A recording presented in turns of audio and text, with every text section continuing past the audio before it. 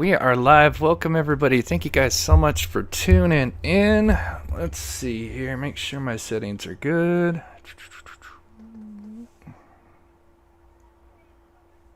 All right, awesome. All right, as always, thank you guys so much for tuning in. If you're new to the channel, welcome. I am Chris with Monsters Under Our Bed. We cover true crime, mystery to the missing. Today, we're going to be covering the Delphi case. The trial starts next week. Monday, they're going to be jury selection, and then I'm not sure if it starts Thursday or Friday, because I've heard the 17th, and then I kept hearing other people mention Fridays, so it's either a week from today or less than a week. So, but either way, it's next week, and I can't believe it's actually finally happening, because we've been in this position so many times, and then a few weeks before a trial date is set, something happens and it gets pushed back. But with how much money it's going to cost, it looks like this is it. No more continuances. They've got to go with, with the defense kind of being shut down with the third party thing, even though they're still pushing for it. They even filed a motion today mentioning that. If we get time, we'll pull up that document. But for anybody that doesn't know, they are going to still push for the third party. Obviously, they can't talk about it in front of the jurors, but they can still do it, on certain days where the jury is not there. That way, after, let's say if Richard Allen is found guilty, then they can file motions and all that stuff that goes on afterwards. So, anywho, a lot to go over. Of course, they're calling a bunch of witnesses on the defense's side. They're calling Kagan Klein, somebody that was an inmate with Ron Logan, James Chadwell. All the persons of interest, all the ghosts from the past are going to be called in to testify on the defense's behalf. So it'll be interesting. I can see why on most of them, but like James Chadwell, kind of interesting why they're gonna call him to the stand. So I don't know. Be interesting to see what they're gonna try to do. But for anybody that's not familiar with the case, we'll just play a little bit of a recap, and then we'll go through the timeline. I've got so much more that I added in. I was looking at the unreleased sketches that they had. I'm sure most of you who followed this case have seen them at one point or another. But I was looking at them and I was putting them together just to kind of put everything together in my timeline. And I was like, oh my gosh. Like I had an oh shit moment. Like, how come I didn't see this before? So when we cross that bridge, we'll talk about it. But here is just a quick recap for anybody that's not familiar. In Liberty, German had made it's crazy plans to go to the Monon High Bridge, which was supposed to be a teenage hangout with a historic trail and a really high old abandoned bridge. The two girls, who were best friends, just had a sleepover the night before and were excited when Libby's sister, Kelsey German, said she would drop them off as long as the two girls found a ride home, which they did. Although it was February, the temperature was nice for that day. And even though it was a Monday, they had school off that day. The two girls, Abby and Libby, would be dropped off just before 2 p.m., where they planned on only staying for a couple of hours. The two teens, Abby and Libby, would begin walking the 501 trail to the Monon High Bridge. As the two would approach the bridge, Libby, who had her iPhone, would take two pictures, one as they passed the first platform, and another which shows Abby looking down as she is crossing the scary, tall, gap-filled railroad tie. The girls didn't know it yet, but they were not alone.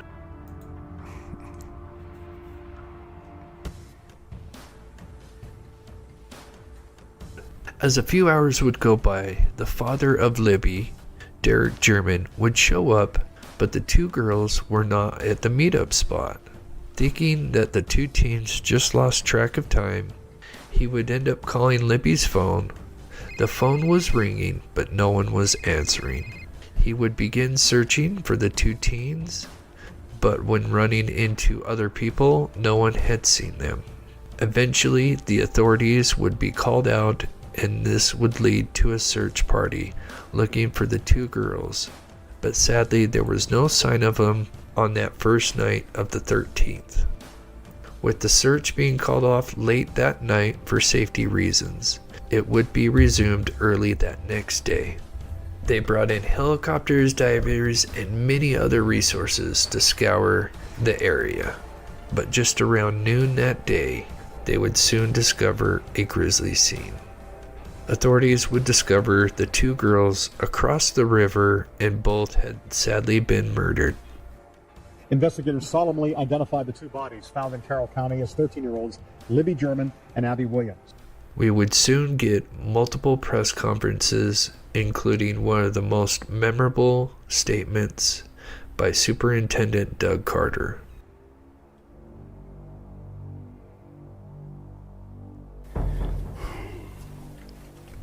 We know that this is about power to you. And you want to know what we know. And one day, you will. A question to you. What will those closest to you think of? Two children. Only a coward would do such a thing. We are confident that you have told someone what you have done. Or at the very least, they know. Because of how different you are since the murders. I believe you have just a little bit of a conscience left. And I can assure you that how you left them in that woods is not what they're experiencing today. Man, does that seem like a lifetime ago that happened? I still get chills watching that. Gil Hurd, thank you so much for gifting a Mob Crew membership. You are so sweet. Huge supporter of the channel. I certainly appreciate you. Thank you so much. You caught up in chat here.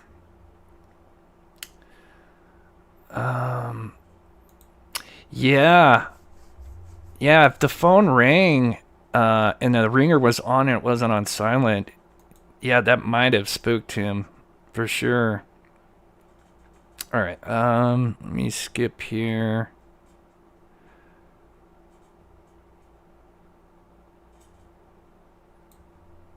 Who was 45 years old at the time of the murders, worked at a local CVS store as a shift leader. The store he worked in had the sketch of the killer in details about the case. Doug Carter. Just like a wolf in sheep's clothing, Allen was hiding in plain sight. Richard Allen's home was only 5 minutes away from the Monon High Bridge.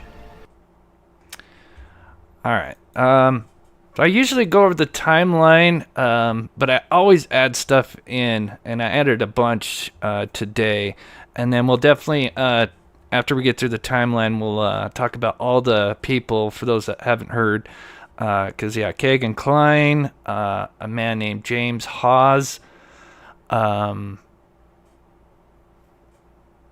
to think of all the names. There's one, something Junior, I forget the other name, and then James Chadwell are going to be called by the defense, which is very interesting. So starting with the timeline, now this is kind of more rumored, so I'll just keep that in mind in the red, is until we actually hear. But rumor has it that he was supposed to work that day, and that he actually just called in after sleeping through his alarm. Of course, again, it's just rumor, unconfirmed. And then Kathy Allen would see him, and then apparently she would have to go to work, and then so she went to work and he stayed home. Then allegedly he went to his mother's, where she lives in Peru, Indiana, which is northeast. Now this would kind of make sense of if his vehicle was seen coming at 127, coming the direction it was, because if he would just gone from the from his home to the Monon Bridge, you don't think he would have been caught on the camera, but his vehicle was caught on the camera at 217 or 117 or 127, excuse me. He originally told Dan Doolin that he was there from 1:30 to 3:30, The crime obviously started at 2:13, and then when he was arrested, apparently changed his timeline from noon to 1:30. But there's Peru from where the Monon Bridge is at, which is northeast. It was interesting because if he did just go to the bridge that day, you would think that he would just take the quickest 6-minute route, which is either just taking a couple of rights and he's there, or taking the Hoosier Highway. And either way, he would come up on the 300 North Country Road, but for some reason, his vehicle is seen at 127 going west, which you would think if he just drove and parked at the CPS building and then left back to his home, he wouldn't have been seen on the camera. So it would be interesting if this unconfirmed rumor that he stayed home and then went to his mother's and then came from Peru, which would be northeast, then that would kind of make sense as to why maybe, if, again, until the reports are true, that this is Richard Allen's doing.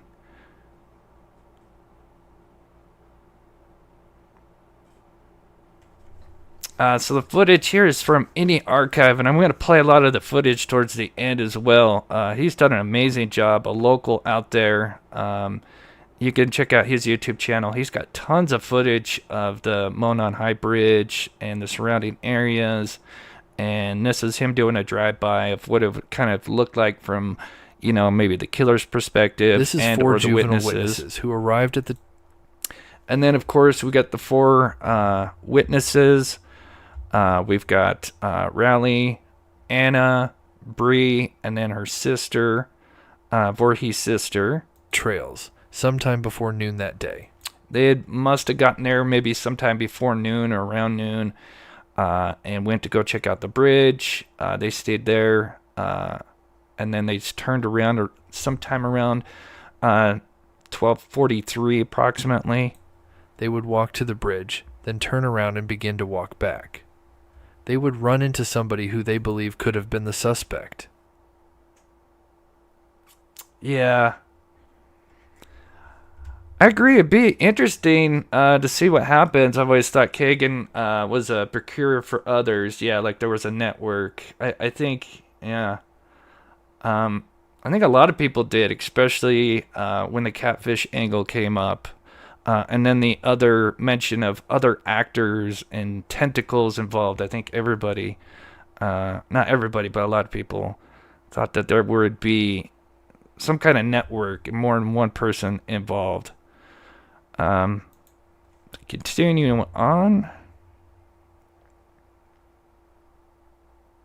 This is the road the killer likely took just before parking at an abandoned building known as the CPS building. That's terrible. Sorry, Jacqueline.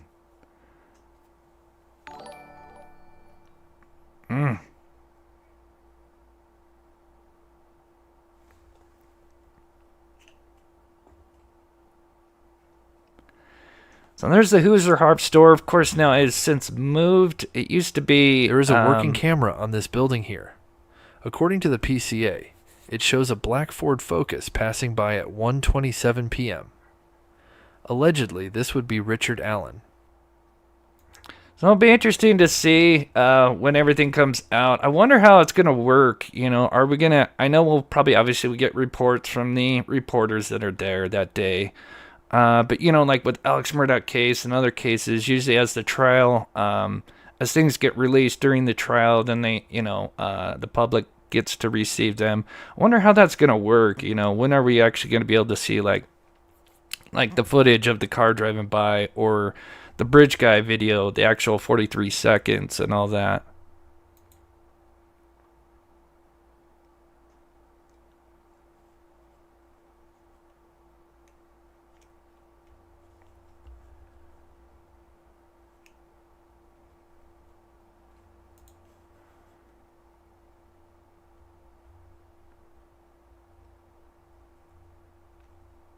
Hey Nadia, good to see you. Sue, good to see you. Thank you so much for tuning in. Sharon, good to see you. From here, the killer parked his car in an unusual manner, This devil. which would catch the attention of other witnesses. Okay, so I added more stuff in here in just a minute. Of course, this is the abandoned CPS where the suspect allegedly parked. The 4 juvenile witnesses, they were approaching the Freedom Bridge. I have them already there, but I think they were still kind of walking the trail as the suspect arrived. But that's what the building looked like back in the day. Of course, it got demolished, I think, not long after the terrible murders. Then we had multiple witnesses that had seen different cars. They mentioned small SUV, PT Cruiser, and then we kind of have the anomaly with Betsy Blair mentioning the Ford Comet, which is very interesting. And I think that maybe that's all true. I mean, how can you mistake a Ford Comet? And I think what really happened is I think the suspect's vehicle was probably parked back in here, and then at some point after Betsy had arrived, I think there was probably somebody in a Ford Comet that maybe was either turning around or just parking there for a minute. And they were parked outside. They weren't parked where this was, and probably parked this way because she saw it when she was leaving. So she would be coming around the corner. And she described a side profile of the car, which means she had to have a really good look at it.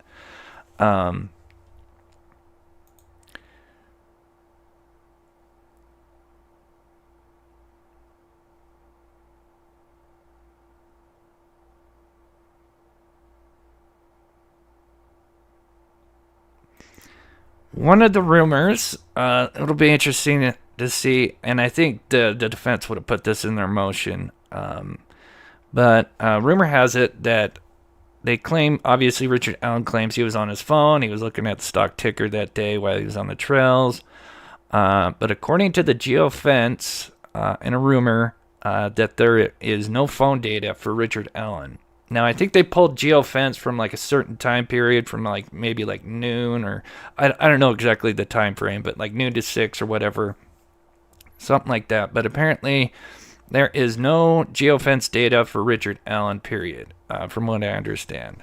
Again, that's unconfirmed rumor, but I'm sure they would have put that in the Frank's motion, saying, look, his phone shows him at the home between this and this, but we clearly didn't see that in the Frank's motion. So that is the rumor. So it'll be interesting to see if that comes true. We know that he did give him his IMEI, the serial number for the phone that he apparently had that day, but I don't know if they weren't able to pull the records because it was by the time they came back around to him, they didn't have those records anymore, because I think they only keep a hold on to those phone records for a certain amount of a period of time, and then of course they're gone.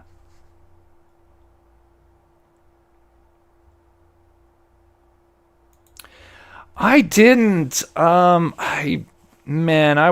It would be interesting to see the bridge. I would be a chicken to cross it, I'll tell you that. I am not one for heights. I'm 6'3", I'm a tall guy, so of course, anything that's tall is going to look just that much taller to me. But, yeah, I never got to go out there. It would be interesting to see. Gil gifted another Mob Crew membership. Thank you so much, Gil. You are a legend. Thank you so much. These 4 witnesses, which included 2 sisters, would pass somebody near the Freedom Bridge entrance. Coincidentally enough, Allen's original timeline he gave to Dan Doolin lines up almost perfectly for when the 4 witnesses and Allen would cross paths. Allen would even claim he ran into multiple females when arriving to the Freedom Bridge. More than one car, more than one predator? Maybe. I mean, I don't think a predator would be driving around a Ford Comet. You'd think that would be kind of a bad choice to be driving around. Remember, the town only at that time, I don't know if it's gone up or down, the population. I almost want to say it's gone down, but either way, the time in 2017, I think the population is like something like 3,000. It's a very small town. I mean, everything is like on one street, like, you know, Main Street. So, you know, it's kind of one of those things where everybody, you know, just about practically knows everybody. So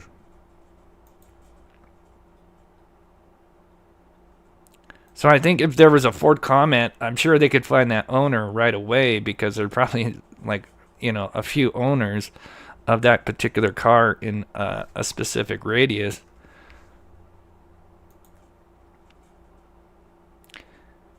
It's going to be interesting to see what the 4 juveniles had to say. In the PC affidavit, we only really hear from 3 out of the 4. That's one thing I wanted to mention in today's show. Is we hear from Anna, we hear from Bree, and we hear from Raleigh. And then, of course, Raleigh's sister was also there as well. The 2 Voorhees sisters, I believe. Of course, Richard Allen says he originally was there from 1:30 to 3:30, which again lines perfectly right up with, you know, before Richard Allen came along, you know, Richard Gray Hughes was kind of one of the original people to make, you know, a timeline, an overhead, kind of what we're seeing. And, you know, we only had certain pieces to the puzzle, but then when you added in what he said, and then you mixed it in with all the witness statements, you know, they fit. You know, and that's the thing where I'm like, I just have trouble not being able to see that, you know. Like I said, everything just lines up with him arriving at 1:30, like he originally supposedly said. And then, you know, with what the juveniles said and what he says, that, you know, he didn't speak to them, although he said he only saw 3 girls, but of course that could have been maybe one of them was in the back and he just only saw 3 because he was, you know, just in a rush. But again, 3 of the 4 girls' statements were in the PCA, so it'd be interesting to see, hear from the other sister. Obviously, it'll be interesting to actually hear, you know, more of what they have to say, other than, you know, just a small paragraph of just kind of a description. You know, I'm sure there's more that they may be able to add. And then, what will the 4th one say? Of course, the 4th one that wasn't really in the PCA is the one that allegedly came up with the Jimmy Duvall statement. So, it'd be interesting. But this is where I had like an oh shit moment. And I wouldn't be surprised if somebody else has already put this together. But for those that don't know, there was 2 other unreleased sketches. This is one of them. And I believe this came from one of the 4 witnesses. I don't know where the other one came from. If anybody knows in the chat, please let me know. So I believe this is kind of what he was, you know, we heard that he had his mouth covered with something, either a scarf or something similar. But notice what he has right here, at least in the sketch anyway. And to me, obviously he's got the hood, but clearly that is, you know, a beanie, stocking cap, whatever you want to call it.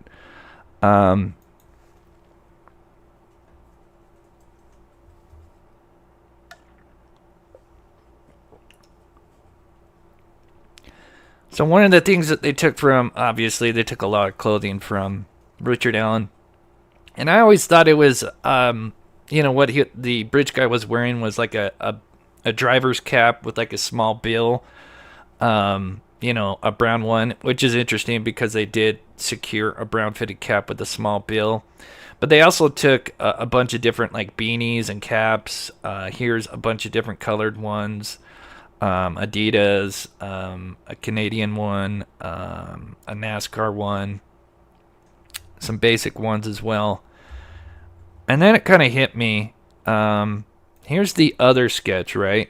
Which, yeah, it doesn't look too good. But if you notice, what's the similar to? Of course, I already had this. I meant to put this image up after, but course, what's the two similarities between the two? And that is that they both have a stocking or a beanie on. And, everybody speculated on when it comes to what he's wearing, and I know I've been all over the place with that, because it's just such bad quality. Some people think he has a hood on. Some people think he's got a hat, but the bill is backwards.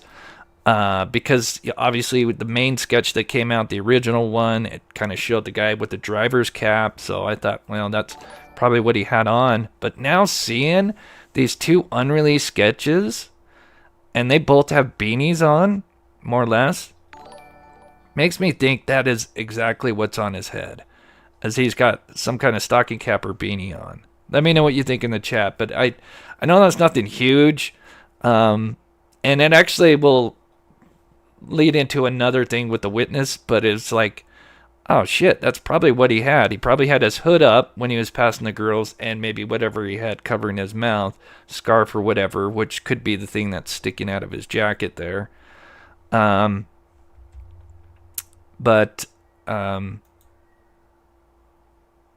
I think that's more likely he had a beanie on.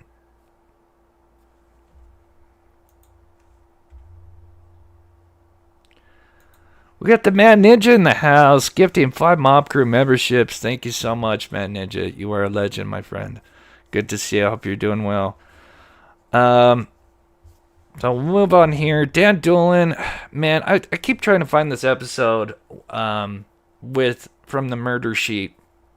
And it was like over a month ago, they put out an episode, just, updates in the Delphi murders. And it might have been 2 months ago, but they always put little tidbits once in a while in their show, in their podcast. And in one of them, they mentioned this kind of connection between Dan Doolin and Richard Allen. And of course, since it's a small town, it's not hard to believe that they may know, it's a friend of a friend or something like that. And there's probably a reason why he went to Dan Doolin. And keep in mind, he wasn't a detective. He was a conservation officer, which is like game and fishing. So he's not a guy that's going to go and do a recorded interview, and he's not got a body cam like how we see with Stephen Stearns in the Madeline Soto case. So he just wrote down, his statement on something. And I thought that was interesting. Again, it's still coming from the murder sheet. I would say that's probably more than likely. It's got some truth behind it. Of course, we have to wait until the trial, but to me that would make sense if, let's say, Richard Allen is the one that's responsible, that he would go to somebody that he knows, and maybe like a conservation officer who's not a detective, who would look into it further or something, or bring him down to the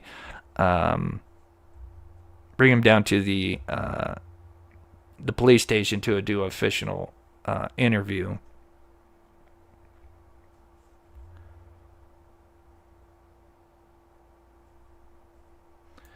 Yeah.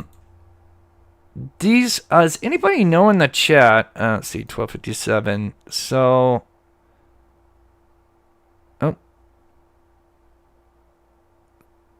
yeah, these are the two sketches. You can see it says State Police on it here. You can read the sketch artist name, R.D. Bryant. I think it's Bryant. But yeah, I believe this one came from one of the juveniles. I believe. I could be wrong. And I'm not sure about this other sketch.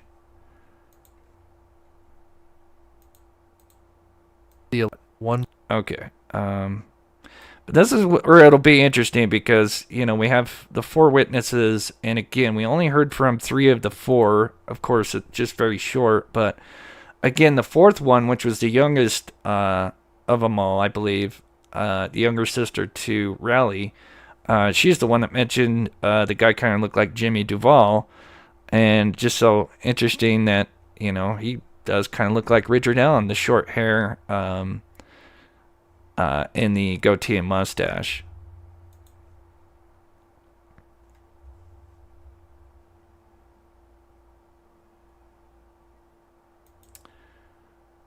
Three sketches altogether. One is Elvis allegedly. I can't remember if I ever looked up Elvis. Just because you couldn't put any of those guys there at the bridge. Not to say, again, I don't know everything about the case. Until everything comes out in trial. But I think there's a reason why. Indiana State Police moved on from those guys is because they couldn't put any of them there at the bridge that day. Then we have Betsy Blair, who I think is going to obviously probably be one of the bigger witnesses, probably even for the defense. And she arrived sometime at 1:44, and this is just such terrible timing. Of course, she's the one that's going to mention that there's a Ford comment, but that's after she leaves. But keep in mind that the other two small cars that the other two witnesses saw, one was before the comment and one was after. So that means that Ford comment at later around like 2 something would leave, because obviously there was another witness that drove down that road and didn't, only mentioned the small SUV. I hear the 17th, and then they, I was hearing today, I can't remember where. Betsy Blair would arrive to the Mears parking lot at 1:40. Which Friday is the 18th, right? Yeah, because today's the 11th, so 7 days. So I don't know, Thursday or Friday, one of those two. 47 p.m. She will be an important witness to this case in all aspects, as she allegedly ran into the suspect while going for a walk to the bridge.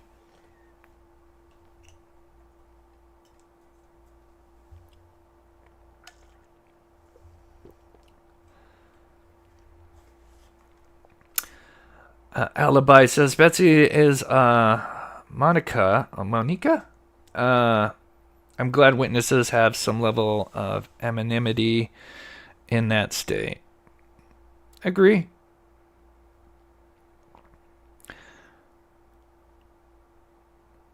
Be interesting to see what she has to say. Shortly later, Kelsey German would arrive at the same Mears parking lot. She would drop off the two victims, Libby and Abby. So now you have the alleged suspect, Allen, at the bridge, standing on platform 1. Think just about the bad timing. No matter whoever is the suspect, just these poor girls. I mean, there's so many people, not like, like we hear that Kelsey said, and I know this has been misquoted because she's changed it before. I'm sure it's just, nerves, but, somewhere to 10 to 20 people, depending on the time of the day, could be on that trail at any one time. It's so sad to think that these girls sadly just ended up in a pocket where there was nobody else, even though there were people there before and after, or even during the murders were happening. And it's like this killer just showed up at the right time, right in just this perfect spot. It wasn't like, say, if Brian Kohlberger is the one responsible for Idaho 4, it seems like there was a pattern where months before he was going to that neighborhood, almost like he was kind of stalking them and, preparing. Whereas this, it just seems like this was a spur of the moment and just such bad timing. These poor things. Betsy, who is walking on the trails up to the bridge. Oh, I hit... what did I do?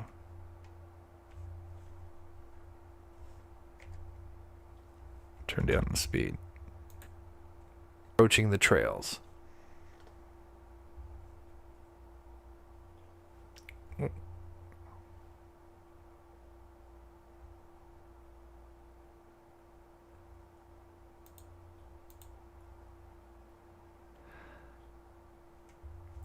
So It'll be interesting to find out. Betsy Blair was there earlier that day because she mentioned something like she was returning back to the bridge. And remember, there's multiple PCAs, and some of them have like a little bit extra, more, just a few more lines than other PCAs. It's really weird. There's like 3 or 4, I think like 3 versions of the PCA. If you go, because when they released that big document dump, after the original PCA came out, I would look at them and I noticed there'd be a few extra words that are in them. And one of them mentioned that Betsy was, the way they kind of mentioned it, she was returning to the bridge. And then somebody in chat that day said that they were, that she left because she had to go to the bathroom. I don't know if that's true, but it would be interesting to find out if that was the case. Now going back to that beanie that I was talking about earlier, and this is also credit to Jennifer because she mentioned that, this is where obviously the 2 sketches, in 2019 when they went from the original sketch to the young guy sketch, allegedly it was because of Betsy Blair. She felt like her sketch, was obviously pushed aside, and she felt 100% confident that what she saw, or in what she saw, and that they should be putting that out there. And then that was when they had the press conference a few months later after they did another interview with her. But Jennifer, one of my mods, mentioned that maybe she had seen the suspect with the brown hoodie on, but now seeing that he could have had a brown cap on, kind of similar thing. Keep in mind, so this is kind of a photo from somebody standing at the beginning of the bridge, and then somebody kind of near the platform 1. Remember, this is 50 plus feet. So the guy's not, the suspect's still out there a ways. And so is it possible maybe he had that brown beanie on and she confused that for short poofy hair? And then I was also thinking, because this is kind of a more of a teen hangout, and I'm sure more of the teenagers were the ones that were crossing the bridge, and hanging out around the bridge, maybe she just kind of assumed the guy was going to be a younger person. Again, it'll be so interesting to hear what she has to say.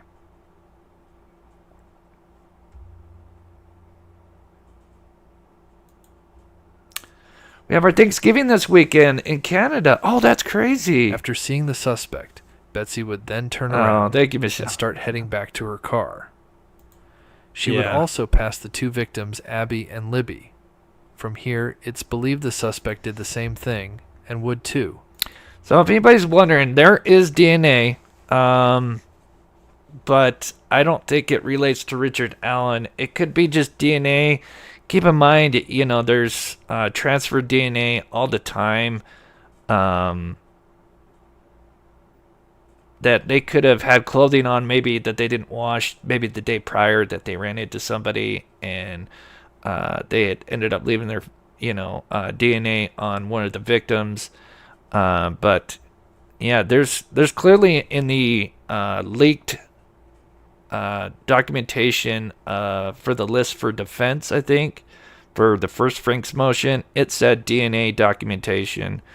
So I think it's DNA, but I don't think it relates to Richard Allen. Past the 2 victims. It's believed that this is when the suspect saw an opportunity, as he knew that no one else was on the bridge and no one behind him. For those that are not familiar with this case, should know that at the end of the bridge is private property, and you would need to turn around. Sadly, some of the girl's final moments would be captured on Libby's iPhone as she began recording at 2:13 p.m. This was probably due to the fact this guy was approaching at fast pace.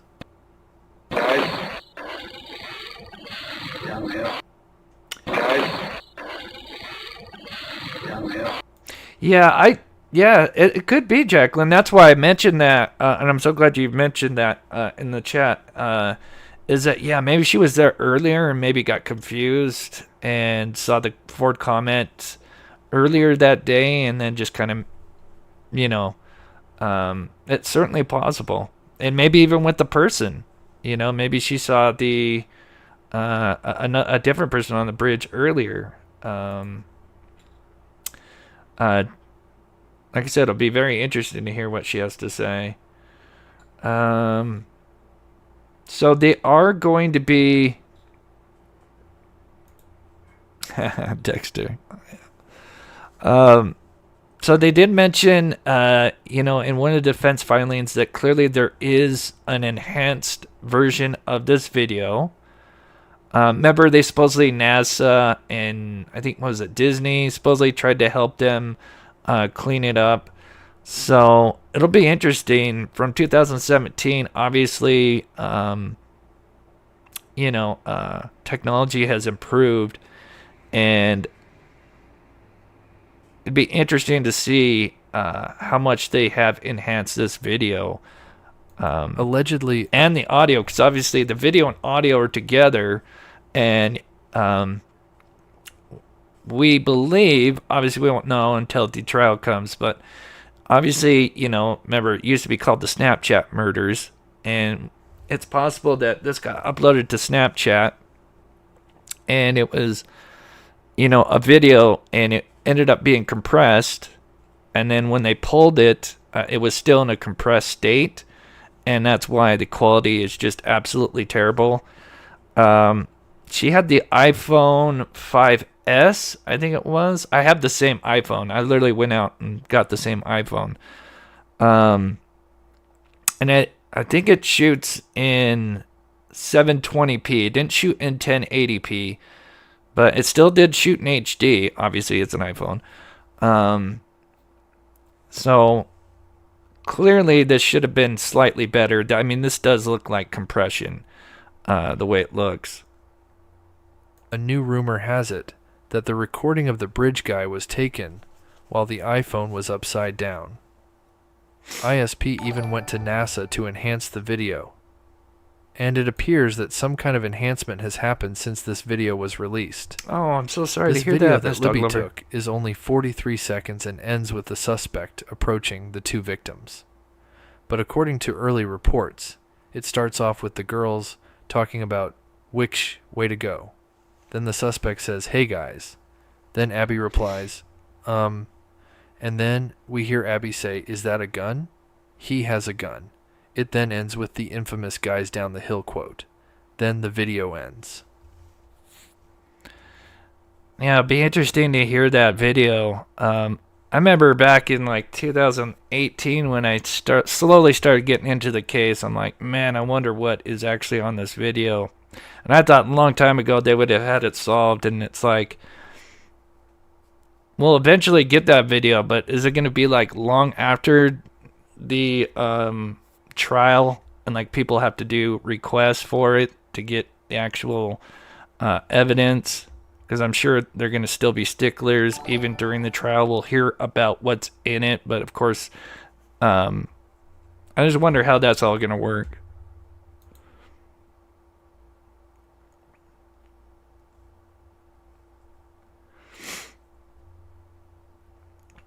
Yeah, prayers to you, Miss Dog Lover. I'm so sad. I hope, yeah, you get pain under control. That's never fun. Prayers to you. Thank you so much for the support. That is so amazing.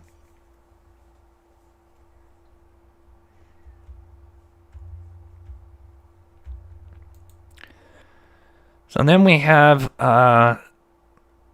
suspect going across the bridge with the two victims, and now we know that supposedly her phone stopped moving at 2:32, which means likely that she had been attacked by that time. So that was a 19-minute time frame, which doesn't seem like a lot, but you know, they weren't going too far. And obviously after they got out of the creek, it was only 50 feet from the creek that their bodies were sadly found. So it seems like whatever happened was right after they crossed that creek, which is just terrible.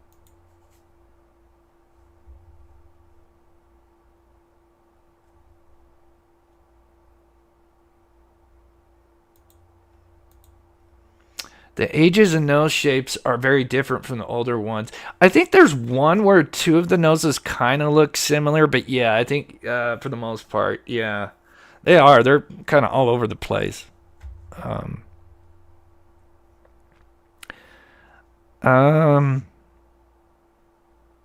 Obviously, we have the F tree. I'm going to go too deep into this, but this was obviously left by one of the victims, sadly Libby. They believe that after she had at least one or two cuts to her neck, she obviously just a natural reaction to grab your wound. Obviously, with that kind of wound, having your artery cut like that, obviously that would be very terrible. And she would have then tried to brace herself on the tree with a bloody hand and create this what they call an upside down L. And then it seems like she eventually collapsed by that tree, and then would eventually be dragged closer to Abby.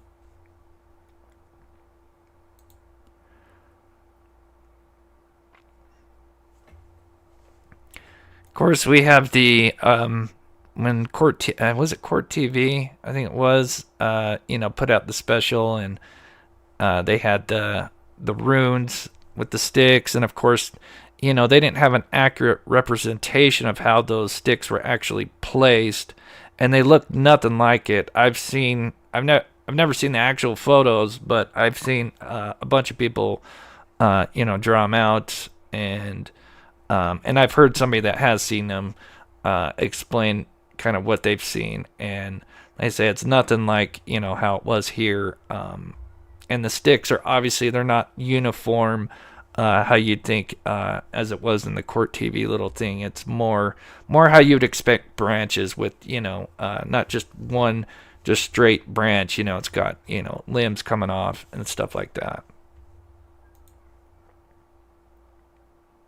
Look for them, but ended up going down a different trail. Yeah, that was. I can't imagine for the family. That's terrible.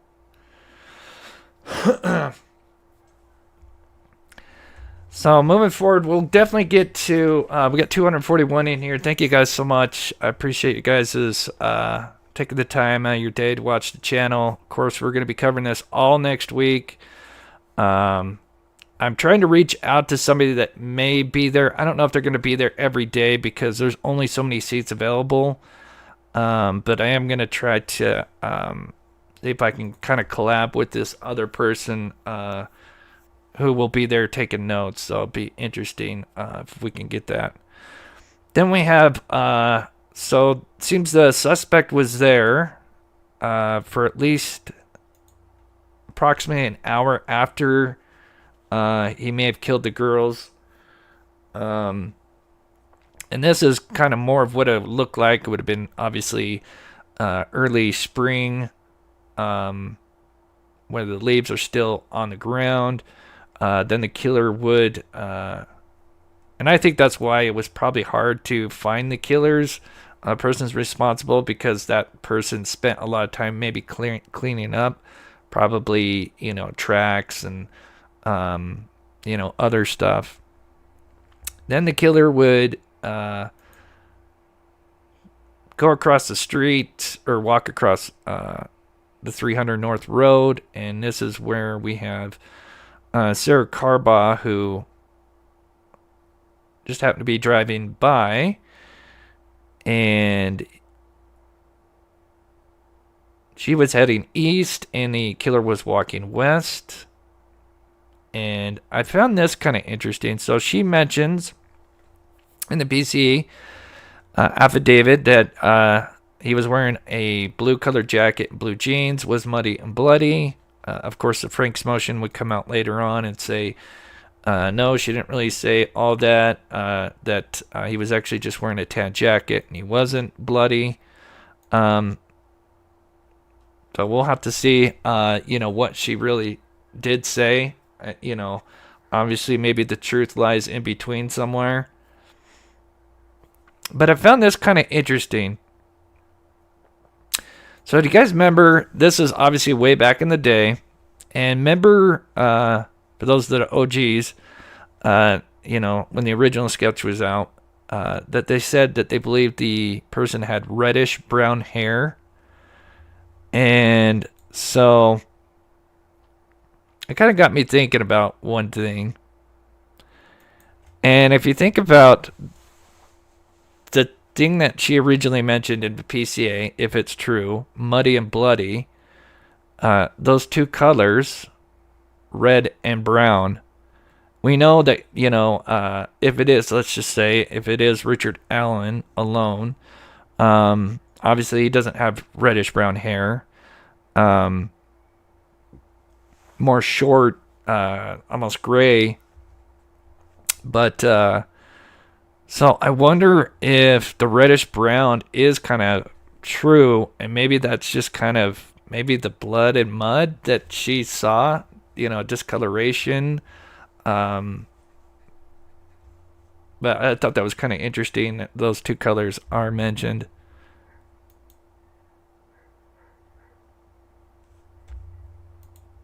Yeah, that's true. Yeah.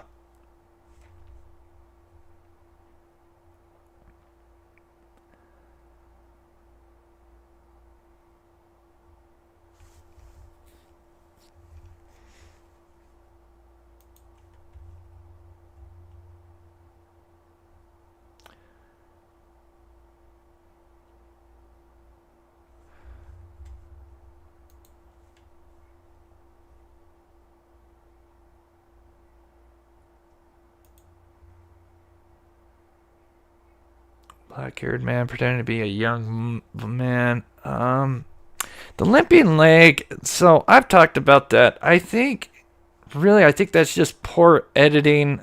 Well, I see what they were trying to do. The limp, I don't think he has a limp. That's just my opinion. Is the bridge walk. Let's see. The bridge walk, if you slow it down. Well, what they tried to do, because I'm assuming there's only a few steps that he takes, and then, you know, because rumor has it he's only on camera for a few seconds, maybe even that, you know, and this is really only 72 frames. It's literally 1 second. And I think they wanted to do is at least get one step, obviously, to show the gate. I think they were more focused on the gate, but what happens is so they tried to edit it and clip it in a way where he takes one step with one leg and then one step with another leg, and then as he's going to step again, then they just redo that same clip. So it's almost like they were trying to make it look like he's just walking infinitely, you know, if you just kept looping it. But if you notice where they cut it and then they started up again, it makes it look like he has a limp. And for somebody who obviously has edited videos a lot, you can see that. And so the video, and it's with his right leg, right? Yeah. See how it starts and it stutters like that because they cut it right here, and then see they try to start it with his right leg. But when you play that, see, if you slow it down, you can actually kind of see how they cut it and re-edit it. But if you play that fast,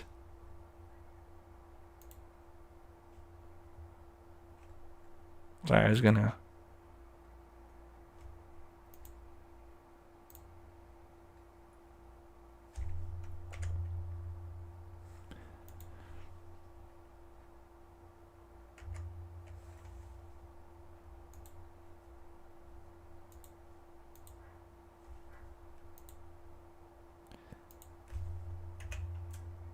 Okay, here we go.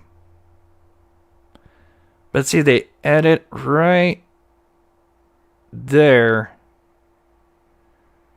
And so it does. And then if you play it just normal speed and you've got that loop going, it looks like he's got a limp. And so I see why so many people think he's got a limp. Because then if we play it normal, well, actually, I got it slowed down now. Say, is that while the iPhone was upside down? One more time, normal speed. ISP even went to NASA to enhance the video. So yeah, it looks like he's And got it a limp appears now. that some kind of enhancement has happened since this video was released. And see, and it's only when you actually slow it down.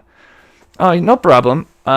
It's just something, because obviously I'm not an expert in many fields at all, but if there's anything I would claim I have good knowledge is with editing. I've done it since I was since ever. I used to make skateboarding videos when I was a teenager, and so I always wanted to be like a director and an editor and stuff like that. But yeah, so when you see that, yeah, it's very clear that they were. What you can see that they were trying to show his gait, and then just loop it so it just kind of looks like. So if you just kept looping that same, I forget how many frames, 72 frames or whatever. Just keep looping it over to like a 10-second clip, or to whatever. It would just kind of look like he's walking infinitely, and you could just kind of get an idea of his gait. But again, where they edited it wasn't. It was pretty close, but yeah, it makes it look like he's got a terrible limp.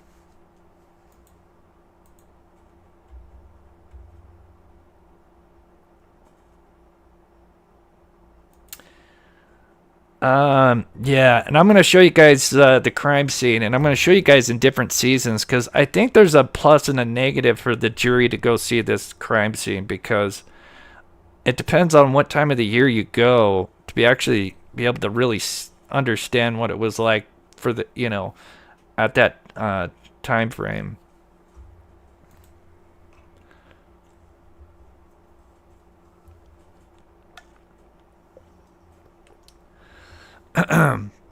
So, with Richard Allen, one of the biggest misconceptions, and you'll still, I swear, the next time Court TV, News Nation, all the big ones, they still say he's a pharmacy technician. He is not a pharmacy technician. There's even one, and I watched it, and it pissed me off. But it just bugged me. I think it was Court TV, where they even had like an interview with a lady that she's like, "Oh yeah, I saw him through the drive-thru. He was so nice, and never would have thought." Obviously this is when they first arrested Richard Allen. But yeah, this guy, when you look up his background, you'll see that he has a pharmacy tech license, and he gets it every 2 years. And the reason why he had to get it every 2 years is because he's a night shift supervisor. So he usually spends his time stalking. And then the reason he has to get a pharmacy tech license is because he has to go and, I think, change out the cash registers or the tills or whatever. And so to be able to go back there where obviously the pharmacy area, because we know, obviously, because of the drugs and medication, they try to keep those places locked down. And yeah, so anyway, for some reason you need a license, and you have to get it every 2 years for some reason. It's kind of weird.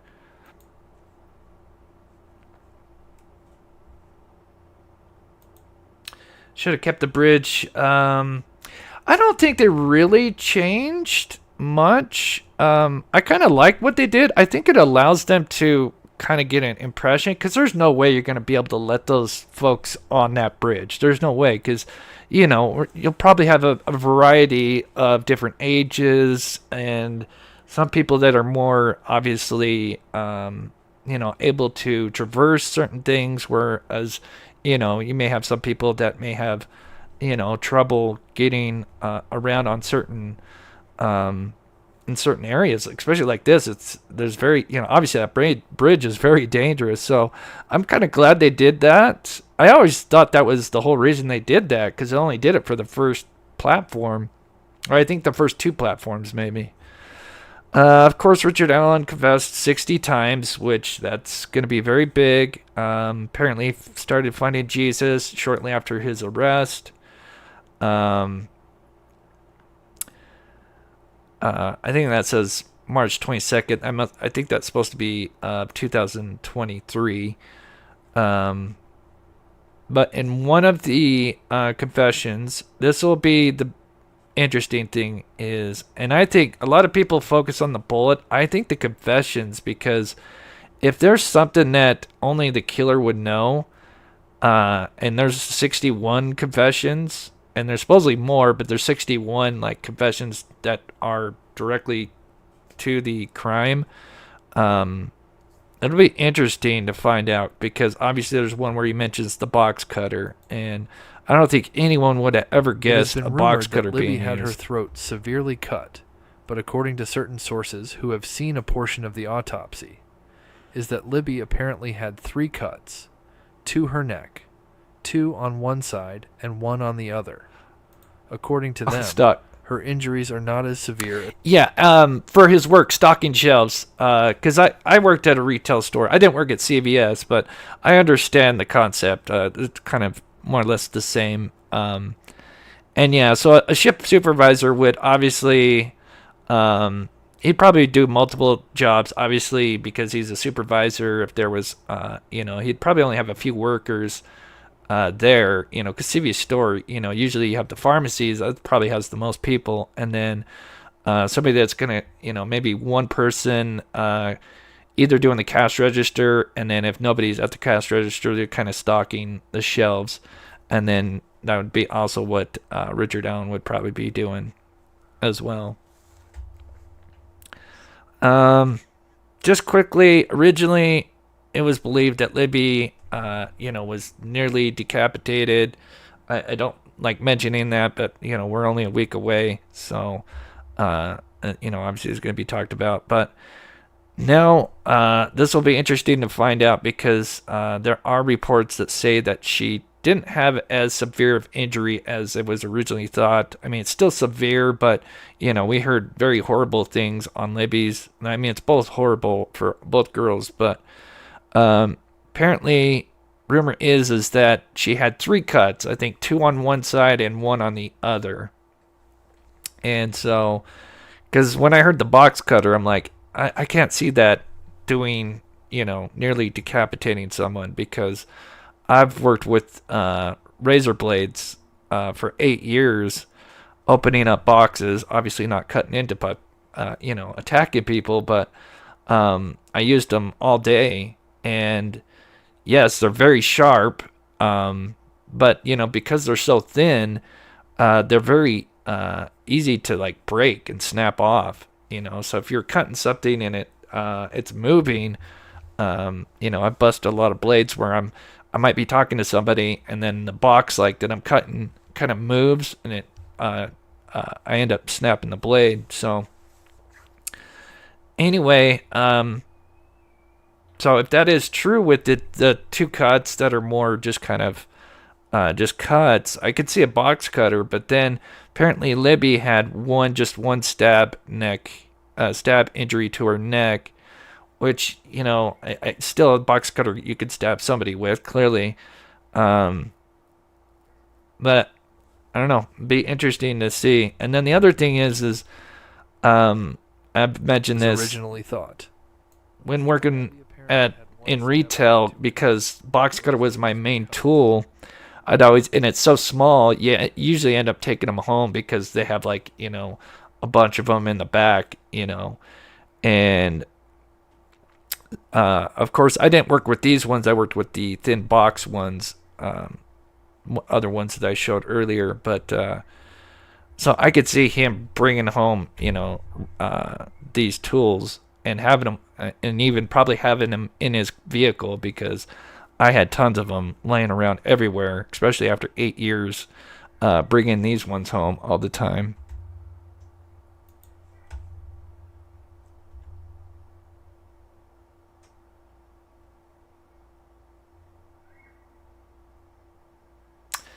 Yeah, they did. They used box cutters. Yeah, it's amazing what they allowed people to take on the plane back then. Oh, it's crazy. It's surprising they didn't try that long before, because they were under such a different security back then, because nobody ever really hijacked airplanes back then.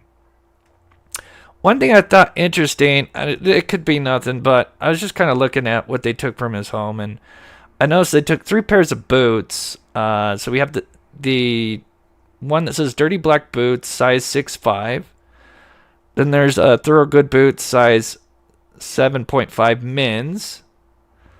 And then there's one that says Timberland boots, size 8. So we have 3 different sizes, and I do understand people can kind of variate on, especially with boots.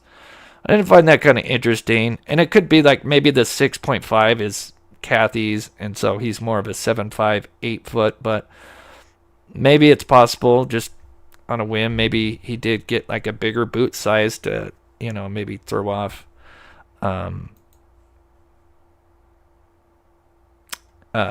obviously the size of, the person.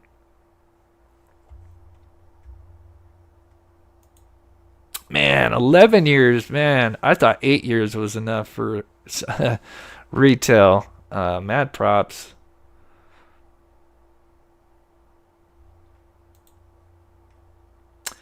Donna says, did you say there was there's 61 confessions? Well, there's supposedly more than 61 confessions, but I think there's 61, like, this still sounds just outrageous, but there's 61 direct confessions that supposedly have some kind of detail about maybe the crime or something like that. And then I think there's more than that, but I don't know.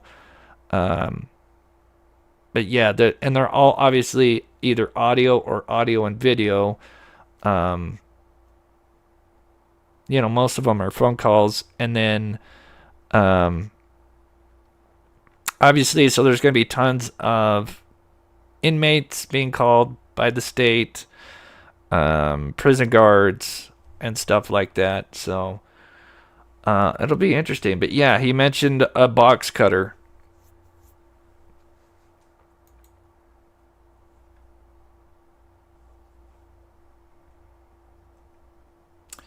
Yeah, that's why I was saying, like, when I heard that the box cutter, and then, with her allegedly being supposedly decapitated, I'm like, there's no way.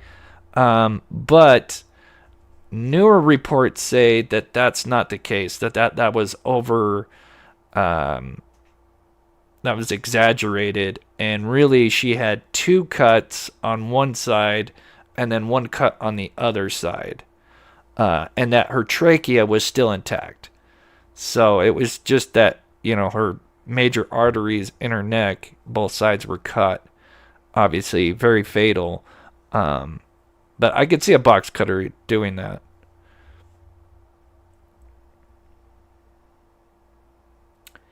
Yeah, I don't know if the bones were cut. Again, we'll have to wait for the autopsy. One of the bigger known person of interest was Ron Logan. The victims were found on his property. Yeah, I wear size 13. That's like half my size. All right. So the bodies were found obviously on Ron Logan's property, and obviously one of the first persons of interest was Ron Logan. And it looks like we're going to be hearing from his past.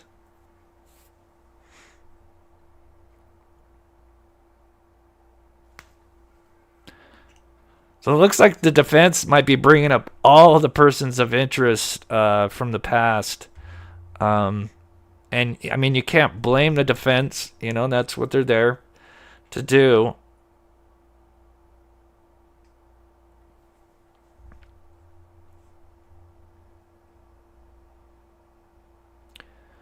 So obviously Ron Logan created a fake alibi that did not sit well. That was the day of the murders. He told law enforcement that he was out getting fish, and that he had a family member, extended family member, lie for him. The reason why he allegedly did that is because he actually had a suspended license due to a previous DUI, and he didn't want them knowing that he was driving his truck on a suspended license, and so He was freaking out about that. But obviously, that doesn't look good when, you're making up a fake alibi and telling somebody, to make up a fake alibi for you on the day of the murders. Shot this chilling image of the suspected killer approaching the girls on a hiking trail, and she recorded the killer's voice. That's my own Stanley knife. Nothing that I recognize at all. Oh, I hated produce. I don't recognize the voice at all. I don't envy the produce section. I don't think it was the worst job out of all in like a full grocery store with, with deli and the meat and dairy, deli, the butcher block. But yeah, I was good friends with the produce worker. But yeah, you got to do a lot of cutting. That's true. And you probably would want something more like a Stanley knife because, yeah, you've got to, because I would go talk to my buddy and, he's always, getting rid of product or cutting stuff up. And so, yeah, I bet the box cutter would be a pain in the butt. On Logan to repeat those same chilling words. So I will be honest, out of all the people to say down the hill and someone that's the closest, I would say Ron Logan sounds eerily similar when he says down the hill. Down the hill. And that image of the suspect? The picture is of such poor quality that nothing that I recognize at all. No one. I don't recognize the voice at all. I asked Ron Logan to repeat those same chilling words. Down the hill. Sounds close. It's not like 100%, but it is eerily kind of close. Be interesting. I'm assuming if they enhance the video, the audio's got to be enhanced as well. I'm assuming they enhanced the entire thing. So it'll be interesting to see how much better and clearer that is. And obviously, the only thing we've ever been able to use from Richard Allen was a few short Facebook videos where he mentions just a few words, and none of them are really the words down the hill, so you can't really accurately use those words and the inflection in them. But it would be interesting to hear, Richard Allen speak more, and then if they've cleaned up that audio, what, is it much closer or further apart? It'll be very interesting. And that image of the suspect? The picture is of such poor quality, it doesn't look like anyone I've ever seen. Police have not revealed what led them to search his home, but said in a statement, "We basically are here to try to eliminate him or put him as a higher suspect in our case." Ron Logan told me he is devastated by the discovery of the bodies on his property. Now, okay, so there's two sides to that, because you got to remember, usually when you work at like a store like CVS or most stores, you have a dress code, so CVS, you would probably, what do they wear? A red shirt and 10 khakis? So, but yeah, the coat, maybe there'll be witnesses that, say, oh yeah, before or after, probably more likely before, to be like, oh yeah, I do recognize that he had a blue Carhartt on, but of course, that's a popular color and a popular jacket, so I don't know how much levity that would have. But still, it's a great point. Now, this is the problem. I don't think they would be able to pull any videos from back then. Because obviously it's been, 5 years or longer than that. Or, 5 years. That was like being hit with a bolt of lightning on my property. Are you?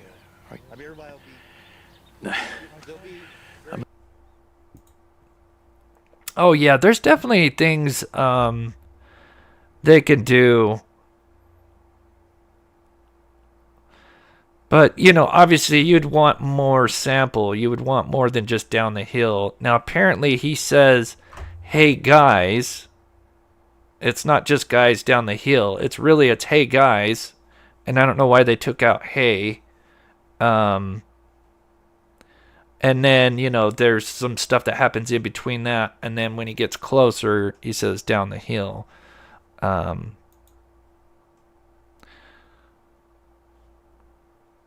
it'd be interesting if they did have Alan say, you know, all the words that are in that supposed video. Because you would think if you were innocent, you would say, oh, yeah, sure, here's me. Obviously, Ron Logan, he had no issue saying down the hill. Remember, Ron Logan was a lot taller than people think. He was over 6 feet. I think if he was passing those girls, especially like the shorter ones, would have been like, yeah, this giant man just passed us by. You know, he's got glasses. He's got a mustache. That's the other thing is, you would think that mustache would somehow, even though we've got a very pixelated picture, we would see something with Ron Logan that, you know, with his white hair and kind of white silver mustache that would stick out. But here's one thing. So he went to a dump the trash. This was a few hours before the murders. And then there's something that I think a lot of people need to take into consideration, because I know there's still a lot of people that think that Ron Logan could be the killer. And obviously we'll know more next week. But keep this in mind, and this is even coming from the FBI report from the one that was really after Ron Logan, that one gal from FBI. On bullet point number 22, a call using Logan's cell phone was produced cell tower data that shows Logan's cell phone appears to be in or around his property on February 13th at 2:09. So he makes a call at 2:09. Now, if he was the killer, that means he would have to make that call while he's on the bridge.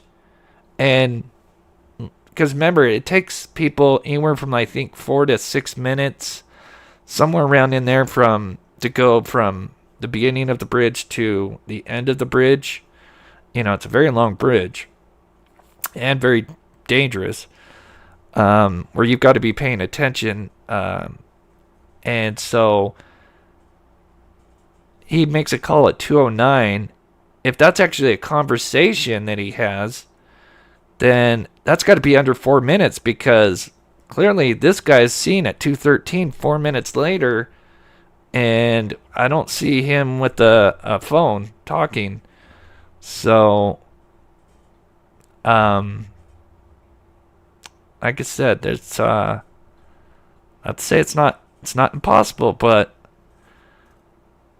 it'd just be kind of a weird timing to be making a call, because he would have to be on the bridge, like, because we see at 2:07 there's Abby, you know, the famous picture of her just standing, you know, where Libby took a picture of Abby kind of halfway across the bridge, and we don't see anyone behind them. So, you know, I don't know.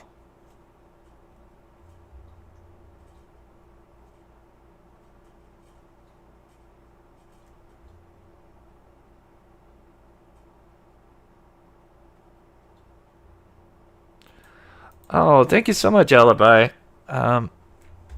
Again, some of this is, you know, I mean, I try to use what we know as facts or from the PCA. Obviously, I just hope everybody, you know, whatever side you're on, I hope you get the answers you're looking for. Because I know this has really divided the Delphi group, you know. It's such a bummer, because it was so fun. I wouldn't say, I always use fun. That's not probably the right word, but it was just nice to have everybody kind of really on the same, like, you know, before the arrest of Richard Allen, everybody was kind of had the same goal of trying to figure out who the person responsible, and it just seemed like everybody was getting along. And then after Richard Allen was arrested, you know, everything just kind of got split up.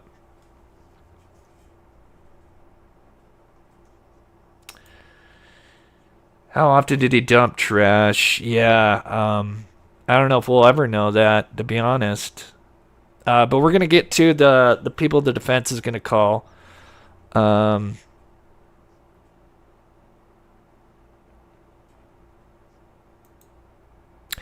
Okay, so these are the people that are gonna be called. All right, so we have. Oh, gosh darn it.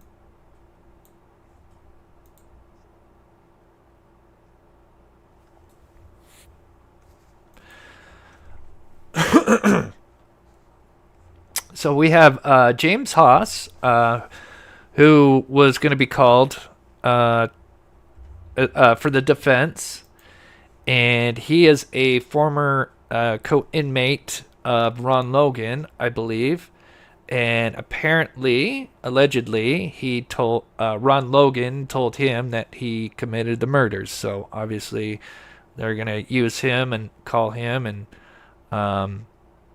he seems like a trustworthy guy.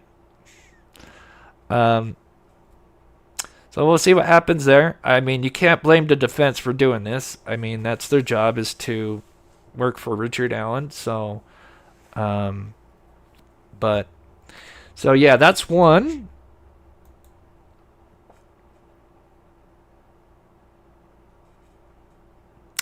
Then we have James Chadwell. This is the one I'm a little confused on, because he was never implied at all. He was more of a person of interest in the public side just for a bit. Just because his body type, he had a tattoo that had some really eerie similarities between, because there was like two girls, and one almost kind of looked like Libby, I think. But he sadly, I can't really, I have to kind of dance around the words, but obviously he took a 9-year-old girl and did some very terrible things. Luckily, they were able to rescue her and arrest him. The thing about James Chadwell is he pled guilty. There was no trial or anything. He's serving 90 years, so obviously he's done for. And he was a repeat offender, but when you look at his body type, because there's pictures of him when he's obviously not being arrested, and he's got that close body type of the BG guy. When you do kind of, there's some side by sides, of course, and he does look like he has that kind of same body type. Donna says, Chris, yeah. I'm sure he'll tell the truth. Again, I can't blame the defense, again. But we know that there's inmates that, they try to get a deal. Speaking of guys that are, I'm sure, super trustworthy, man, this is so sad that this is not going to be televised. I get the sensitivity because, these are young teenagers.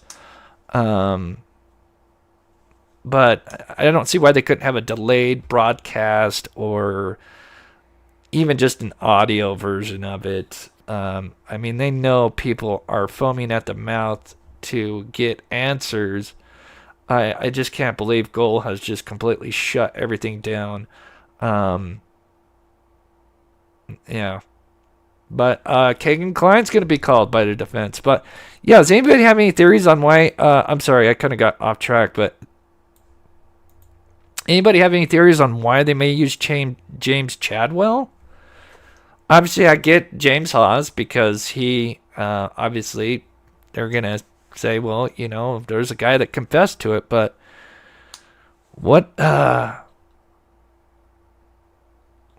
would they call James Chadwell?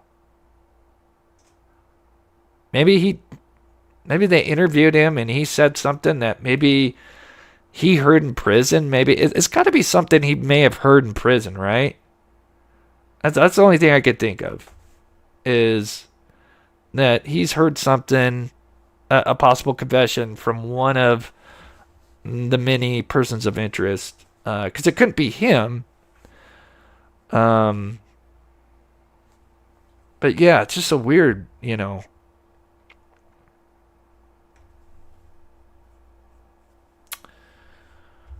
Must be something RA told him. Yeah, who knows? It'll be interesting. Now, I think he's the biggest one that's like, wow, what? It's got to be something he's heard behind the scenes. And then a Kagan Klein. Obviously, Kagan Klein was one of the allegedly last people to speak with Libby. Not only Libby, but her friends. He supposedly was kind of catfishing, obviously, young girls. And then he was speaking with Libby's friends. And then this is where it's kind of on the border, because it's kind of the detectives that say that he supposedly was talking with Libby the day of. But again, we know that law enforcement can lie in interrogations. That's, so it'd be interesting. But I mean, it wouldn't surprise me. But again, just a crazy coincidence if there is no connection.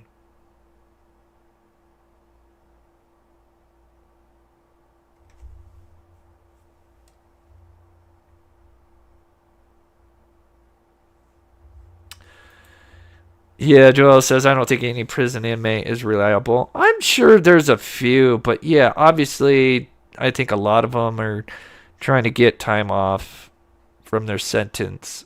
Remember, there's one that says Richard Allen was treated poorly. I forget the guy's name. He may be brought into this. I don't know.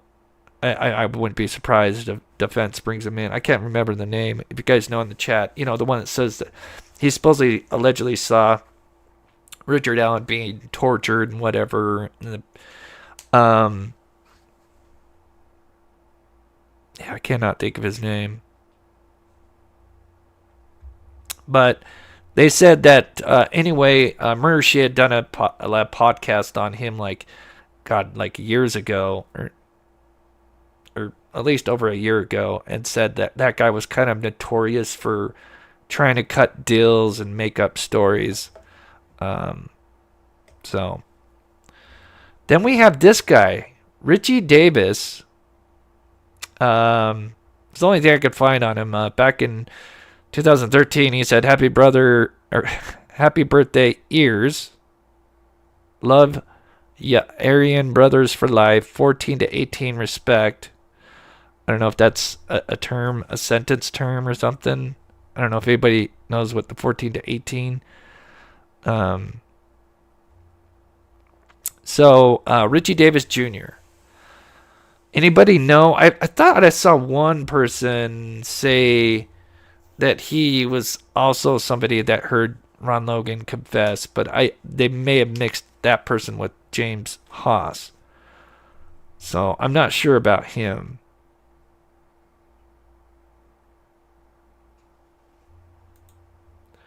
And they should get a little time off. They have to live with the inmates they're rolling on. Yeah. Chris, can you put the Klein and our Richard Allen pics next to each other? If you want Kagan Klein and R.A. next to each other?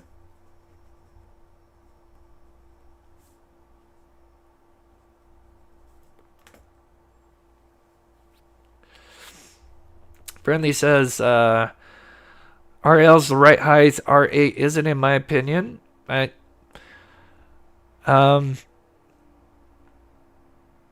we'll see. I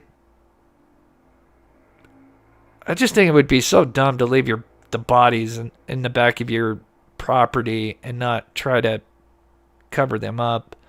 I mean, I know there would have been a lot of heat because obviously they started searching for the girls not long after.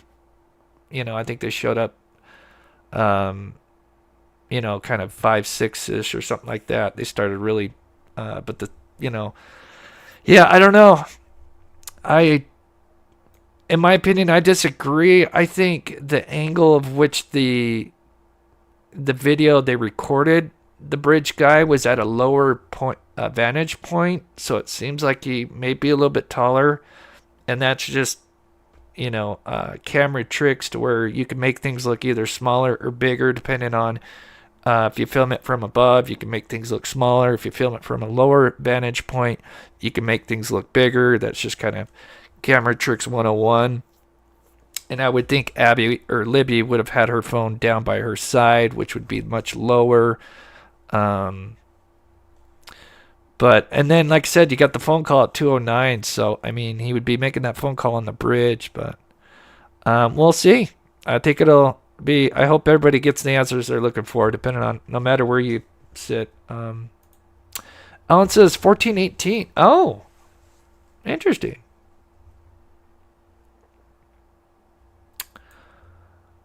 Oh, do you think you think Klein and Richard Allen look similar? Interesting.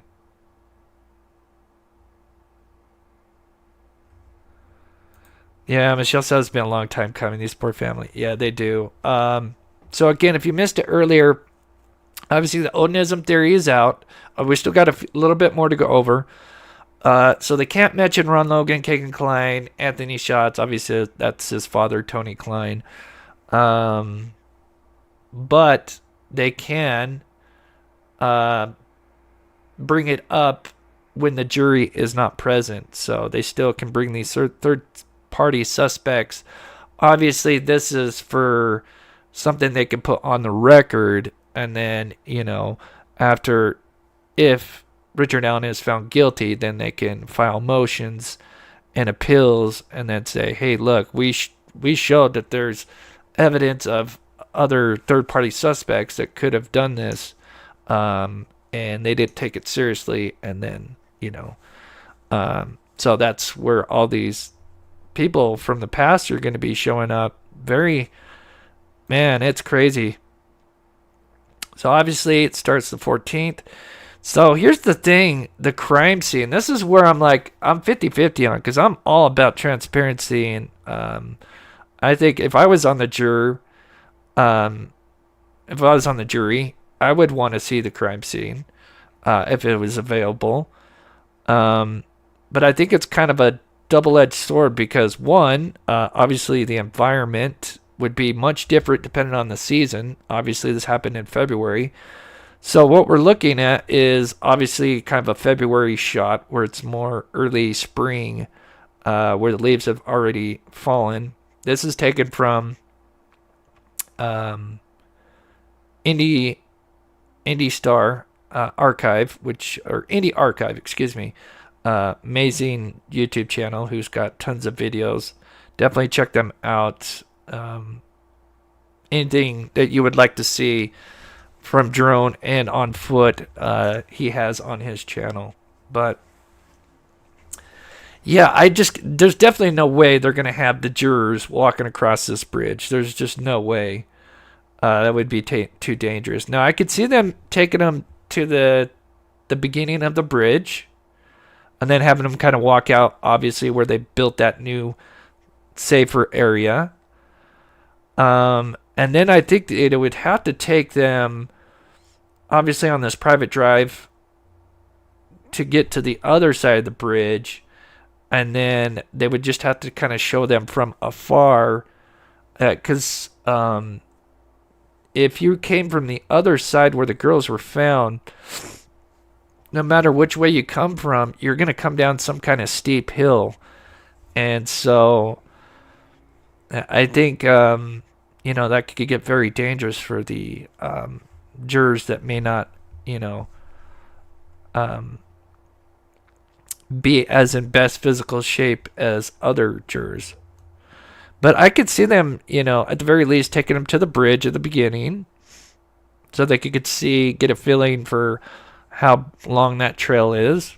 And then maybe take them to this side, and then from maybe the private drive, they could kind of maybe peer across the side, across the creek.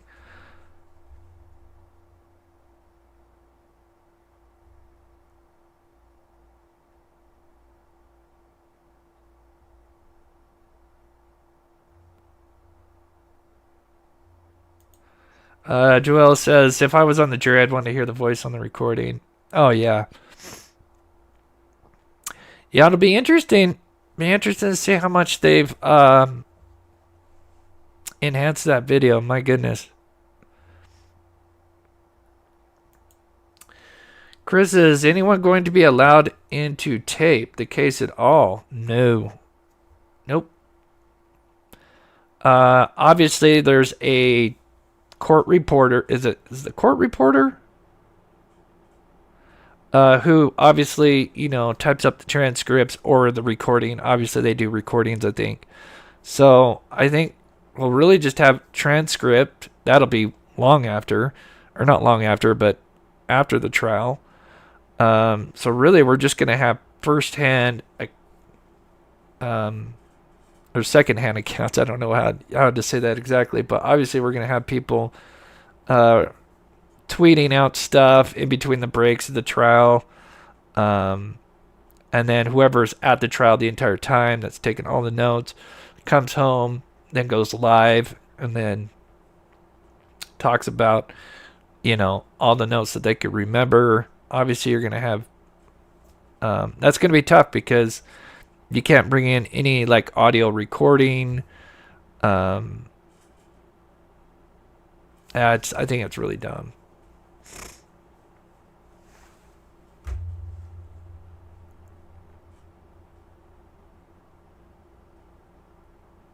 Yeah, they're just left taking notes. And there's no way you could transcribe everything,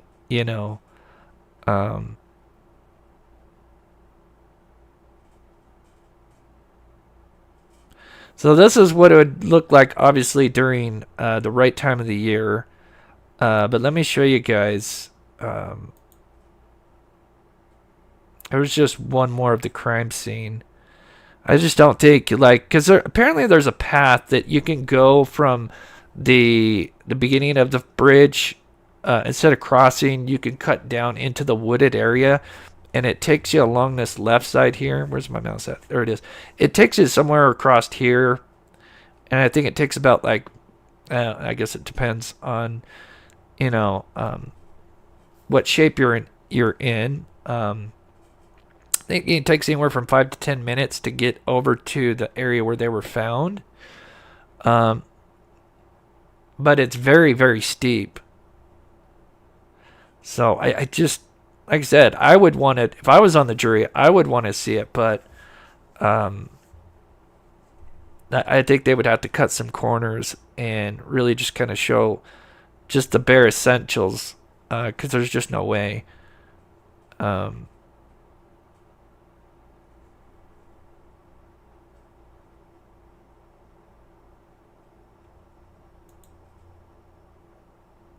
I know, I'm terrified of heights. I would,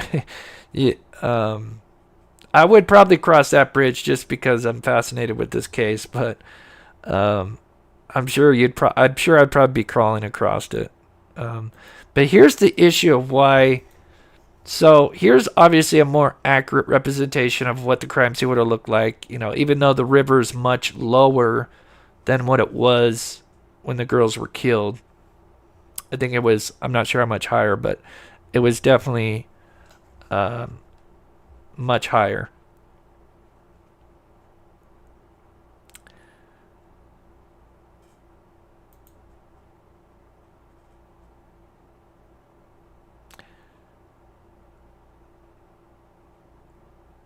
But here in just a second, I'm going to show you what it looks like during summertime, and oh my gosh. You won't even recognize. I mean, you'll recognize it because of the bridge, but I think there's kind of like I said, a double-edged sword, because I think of where the girls were found. Obviously, I think the defense is going to probably argue, well, how come they didn't find these girls? They only had a few sticks on them, and I think then the prosecution would be like, well, obviously, if you look at it from this angle, and if there's a lot of leaves and sticks, and even though they were just 50 feet from the river, that, just even having a few sticks on them could, trick you if you were far away enough that you would just think, oh, that's just more foil or, leaves and sticks just on the ground. So I could see two arguments to that.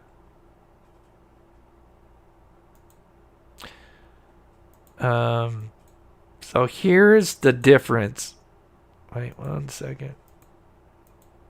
Here we go. So here's the difference between why I think October would be maybe an okay time. I guess it depends. I guess the later part of October the leaves would start falling. But this is like summertime. And look how different. Now look how gnarly this bridge is. Obviously, this is why there's no way these people could be crossing the bridge. I mean, look at that. That is so not safe. Obviously, they could put planks down and...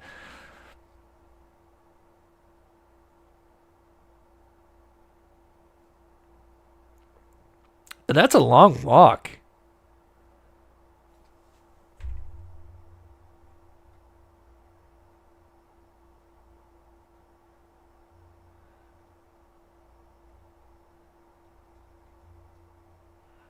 Retha says, I'd be that one chair that won't budge. Yeah.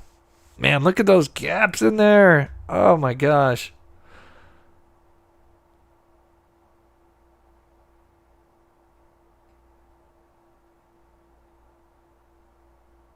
I think this is shortly before they ended up building out the section there.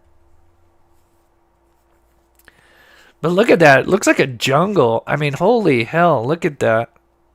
It looks so different.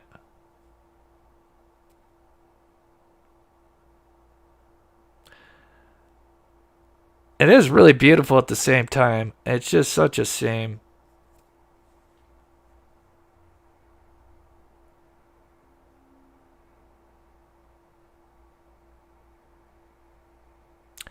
It's amazing how much that overgrows throughout the bridge.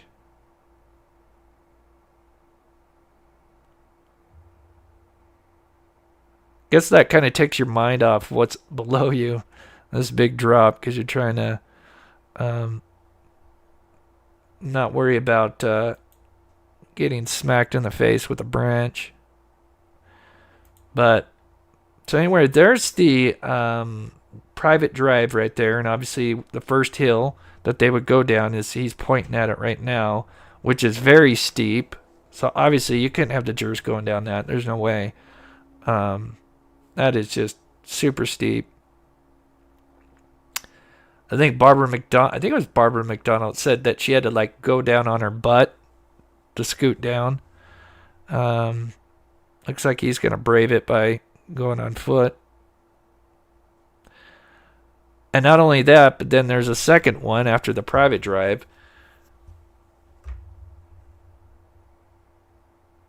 And so if you look back at towards the bridge area, that's where that would go. And then that's looks like he's kind of going towards the bridge, but the girls would have been found across to the right. But man, that looks so much different. So anyway, it looks like he's going to go down the second hill here.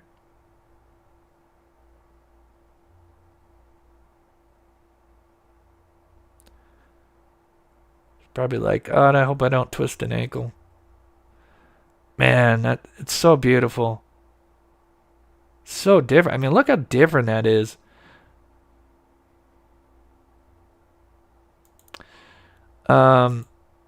But so here's him kind of looking across. I'm not sure. Obviously, the girls were found more further to the right. I think he's kind of right under the bridge area. Yeah, the bridge is just to the right of him. But notice how like different that is. Some of these sneakers. Obviously, it was kind of a popular spot right here, where it looks like people would cross the bridge and then go down, and there was kind of like a picnic table that was close to the creek right here. But man, so different.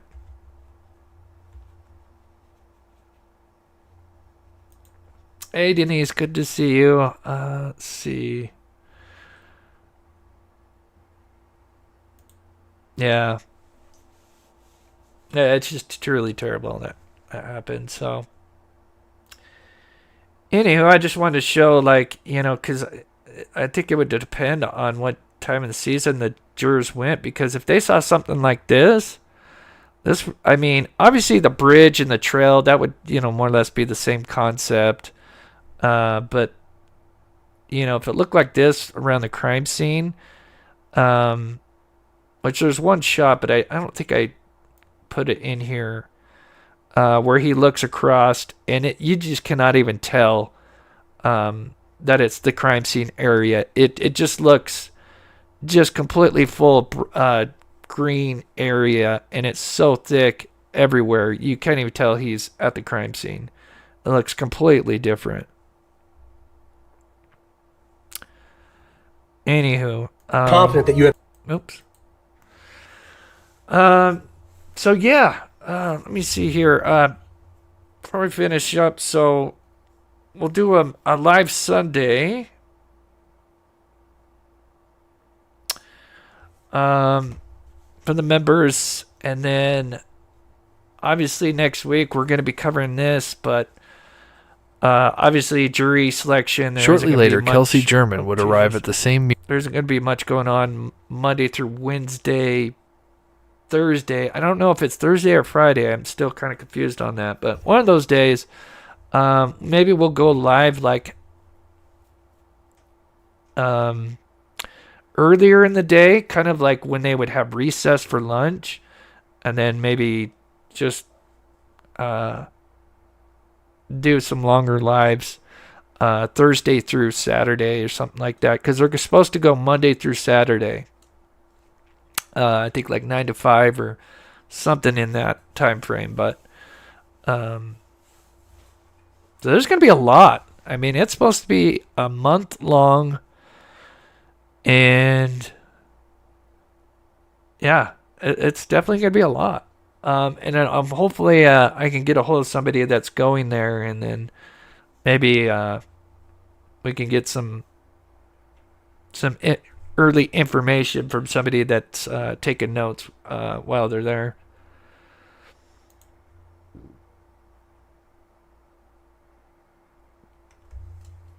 I heard that they closed this track off completely. Well, yeah, I mean, in a way, yeah, because as you Here's parking lot. I think this is probably what you're talking about. You could still climb over it. So yeah, there's kind of like, a fenced off area portion, but obviously you could easily just climb over it. So technically, it is closed off, but, people could just easily go over that if they wanted.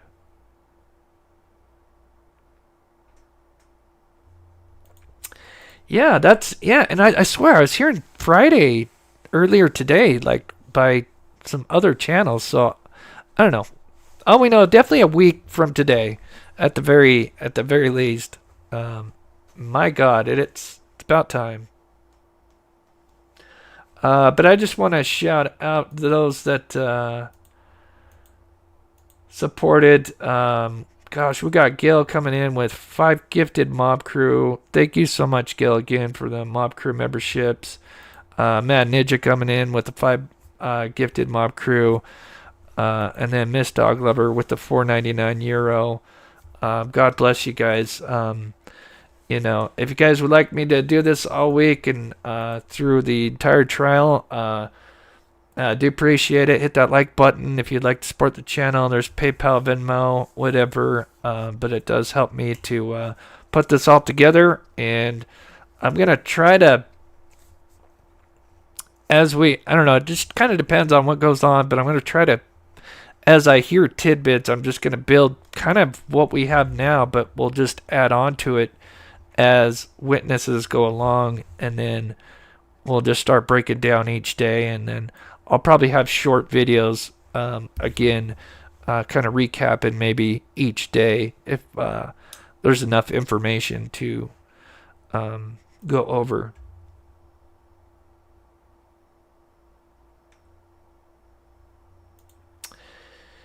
Squeaky Will, good to see you. Yeah, about a third of this. Yeah, somewhere around in there. Which, yeah, and I always thought that was kind of done for the jurors. So, But yeah, are they going to go down? Are they going to be able to go down right to where the murder scene is? I highly doubt it, unless they did like some kind of construction and built some stairs or ramps, a wooden ramp or whatever. Obviously that's really dangerous. So, Carol coming in with the $10 super chat. Have a great weekend. Thank you so much, Carol. God bless you. You are so amazing. And thank you to everybody being wonderful chatters, and huge shout out to my lovely mods, Jocelyn, Dee, Mitzi, Karen, Jennifer, Copper Horse, who make this community a great place to chat. So bless you guys, and of course special thanks to my members of Patrons. Try to put a bunch of stuff out for them each week, so I'll be doing that as well. It's another way to support this channel.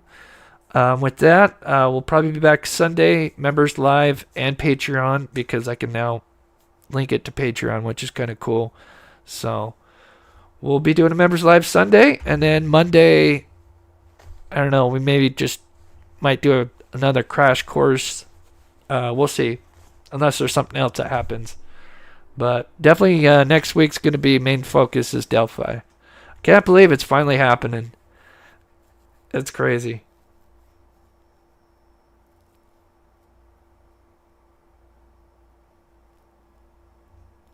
Thank you guys. I hope you guys have a wonderful weekend as well. God bless. We'll talk to you guys soon.